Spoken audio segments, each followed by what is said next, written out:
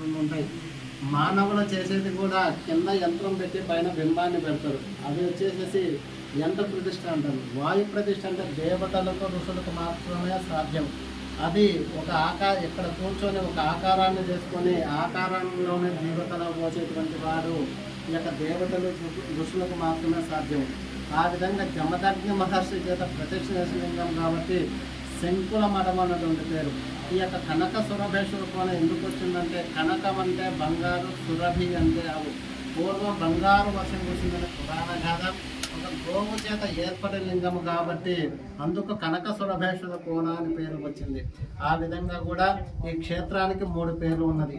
ఈ సాక్షాత్ జమదగ్ని మహర్షి పరమేశ్వరుడు ఏంది భూలోకానికి రావాల్సిన అవసరం ఏమొచ్చిందంటే ఇక కార్తవీర్యాజం వికలాంగుడు అయితే రాజ్యాన్ని పరిపాలించే అర్హత లేదు కాబట్టి ఈ చీకటి కోనకొచ్చి తపస్సు చేసుకునే వాళ్ళు. గురువు లేని విద్య గుడ్డి విద్య కాబట్టి నారద మహర్షి ప్రత్యక్షమయ్యి అడిగిన ఈ యొక్క పరమేశ్వరు పంచాక్షరి మంత్రాన్ని ఉపదేశిస్తాడు. అప్పుడు పరమేశ్వరుడు బోలాశంకరుడు అలంకార ప్రియో విష్ణు అభిషేక ప్రియో శివ.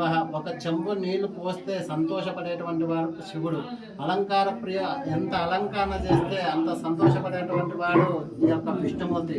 ఆ విధంగా కూడా ఈ యొక్క పరమేశ్వరుడు ప్రత్యక్షమయ్యి అడిగిన వరాలన్నీ కూడా ఇచ్చేస్తాడు. సరే అని చెప్పి 2 వరాలు ఆయన అడగడు, ఈయన తీసుకోడు.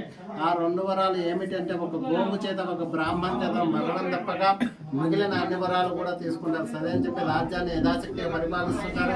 అహంకారం అనేది పెరిగిపోతుంది. అహంకారం పెరిగిపోయినప్పుడు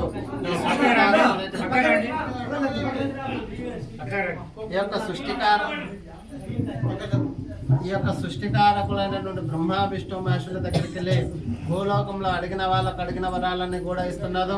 భూలోకం పైన పెట్టమ్మా. భూలోకంలో ఒక యజ్ఞము ఒక యాగం చేయడానికి మాకు అర్హత లేదా అని కూడా ఆ సృష్టికారకులైనటువంటి బ్రహ్మ విష్ణు మహేశ్వరులను అడుగుతారు. సరే అని చెప్పి అప్పుడు పరమేశ్వరుడు గౌతమ మహర్షి కొడుకుగా జన్మిస్తాడు. ఆయనే యొక్క జమదగ్ని మహర్షి. ఆ యొక్క విష్ణుమూర్తి జమదగ్ని మహర్షి కొడుకుగా పరశురాముడిగా జన్మిస్తాడు. ఈ యొక్క బ్రహ్మ అవతారంగా వైపు ఉంది, అమ్మ మీరు ఏదన్నా మాట్లాడుకుంటే బయటకు వెళ్ళండి, లేదంటే మానేమంటే హారతిచ్చి పంపించారు.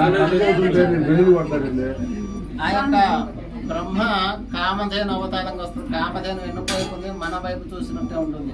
ఆ విధంగా కూడా సృష్టి ఏర్పడింది. సరే అని చెప్పి కార్తవీర్యాజు వేటకొస్తాడు. వేటకొస్తే దాహం వేస్తుంది. పాలకొల్లు, నీలకొల్లు, రక్తకొల్లు ఇప్పటికి కూడా ఉంటాయి. 365 రోజులు కూడా నీళ్లు ఉంటాయి ఆ కొండపైన. చివరిన చూపిస్తే ఆ తర్వాత అక్కడికి కార్తవీర్యాజును వేటకు వచ్చినప్పుడు దాహం వేస్తుంది.